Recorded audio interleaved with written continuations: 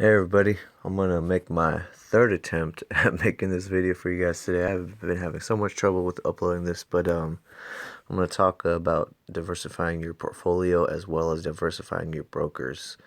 Um, Basically two separate strategies that people don't, I think, either understand or don't think about. The first one, the more common one, meaning you diversify your stocks. So you'll buy a tech sector stock like Facebook, you'll buy a consumer staple stock like Clorox, you'll buy a food stock like Chipotle, you'll buy a apparel brand like Nike. You'll buy different stocks in different sectors. That way, you're going to buy a stock where if it goes up, the other sectors won't be affected by it. So, if tech's doing good, for instance, your Facebook stock will go up, but maybe your Nike stock won't, or vice versa. If there's a lot of consumer buying, your Nike stock will go up, but your tech stock, Facebook, will go down. Now, it's good to have the risk spread out like that. That way, you're not putting 100% of your assets into one stock, and then if it gets dragged down, that's all of your money getting dragged down. But some people will argue that point. They'll definitely make a rant about, oh, I put 100% of my money in this, and that's how I grew my portfolio 1000%, and you try to see like a video or image or something of it, and there's like no proof of it because, it's BS. You don't want to do that. That's not the practical way to trade. And it kind of bothers me when people make those videos because it's just not realistic. That's not like an everyday person trading kind of thing. But that's the diversify stock way. The diversify portfolio way is you have different brokers. Now, case in point, I have three main brokers that I use. I use Robinhood, I use Stash, I use Acorns, and I use them individually for three different purposes. My Robinhood is my day trading account. My Stash and Acorns I use as a savings slash emergency fund.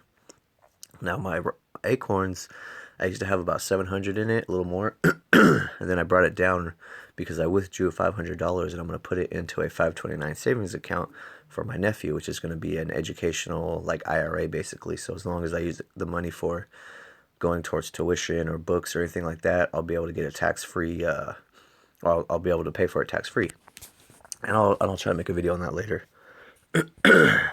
Sorry if I'm talking kind of fast. I just kind of want to get through this because, like I said, like I've been having trouble with this video. Now, you guys might think a little more traditional, which is fine. You might have a Robinhood account for trading. You might have an IRA account for like a retirement account, and maybe just like an extra account like a Stash or Acorns as like a savings account that gives you a better rate of return, which is fine. To show you guys what I have, like I said, I use several. I like all of them. I really like Stash because you get to choose between like 30 different ETFs in different sectors. So I do Live Long and Prosper, which is health sector, Internet Times, which is tech sector, Defending America, which is defense sector, Money Machines, which is the bank sector, Raw Earth, which is the oil sector. And there's many more you could choose from. And I made some videos of why specifically I chose these ETFs based upon the new administration that started yesterday on the 20th and how I think they're going to benefit certain companies, and I want to try to get ahead of the game and profit from it. Now, this is basically where I have all my investment apps and information in here. You see I got Robinhood, Stash, Acorns. Loyal 3 I just started doing. I'm probably going to make a video on that later. Wealthfront is going to be my nephew's 529 educational plan.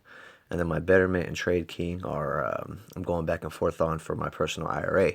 Now I also have a 401k through work and a health savings account through work. So I have several accounts, one for a specific purpose. But the reason why I want to highlight this is because people kind of put all their eggs in one basket into Robinhood, and then whenever they need money, they'll pull out of it. They don't realize it's detrimental to their funds because when they pull money out of their Robinhood account, they're not able to grow as much money anymore. For instance, when I was paying down my credit card debt, like I had 15 plus thousand in debt, and I was putting extra money I had into my Robinhood account. And whenever I was ready to pay off a card, like let's say I had like a couple grand in there, I would pull it out and pay off that card. But when I did that, my Robinhood account would come back to zero and I would start all over again from zero. Now, granted, I would be starting from zero with more knowledge and more experience, so I'd be able to grow the money faster. But if I would have kept that 2000 in there and kept going from there, I'd be a lot higher now. And I think like right now you see I'm at 1000 because I pulled money out like 3 times out of my Robinhood just to pay down all my credit card debt. If I would have kept all the money in there, I would be close to like 7, 8 thousand right now. I'd be on the way up. But I'm not saying that that was an awful strategy. I just wish I would have had separate brokers for separate things so I could keep money in my Robinhood account. That way it would have kept growing and it'd be higher in value right now. Now I didn't know that at the time. I didn't have this information. There wasn't really good videos kind of on this strategy, so that's why I'm trying to make it for you guys. But understand that it's good to have one or two brokers, maybe three brokers, and having them divided up for different purposes. For instance, your Robinhood should be your trading account that you're trying to grow, and you want to keep money in it as much as possible. You don't want to pull out of this account because the more money you have in it to spend, the more you can grow. And then you might want to have like a stash or a Acorns account as a additional savings account that earns better interest than a typical savings account or checking account. If I were to go off my personal opinion between the two, if you're a little more, or if you've been trading a little bit longer and you feel more comfortable, I would go a stash because it gives you more options. But if you're new to trading and you want something simple and easy to manage that you don't really have to pay attention to it that much, I would say go with Acorns. And then on top of that, you should have some type of IRA or 401k account because you should be thinking long term for your retirement. And you use that as a tax deferred account, like because your Robinhood stash at Acorns, at the end of the year, you got to pay taxes on it. I'm sorry to say, but that's just a fact. The government's got to get their cut. You guys got to recognize that right now. I'm not going to try to hide that from you. But if you have an IRA or 401k, you can be tax deferred and not worry, have to pay taxes every year. Every year, your money can just keep growing.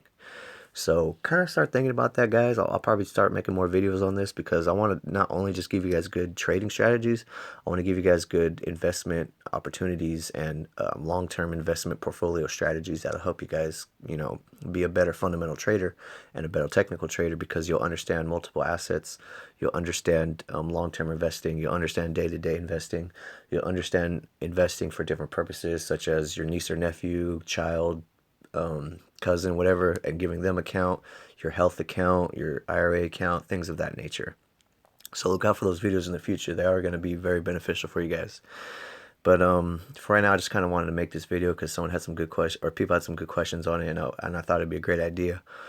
So if you guys have questions on this or other questions and videos you want me to make, let me know. Leave a comment. I'm doing the best I can to get to these videos, and it's helping me better understand what this channel is going to be about and how I can help you guys. So it's really helpful.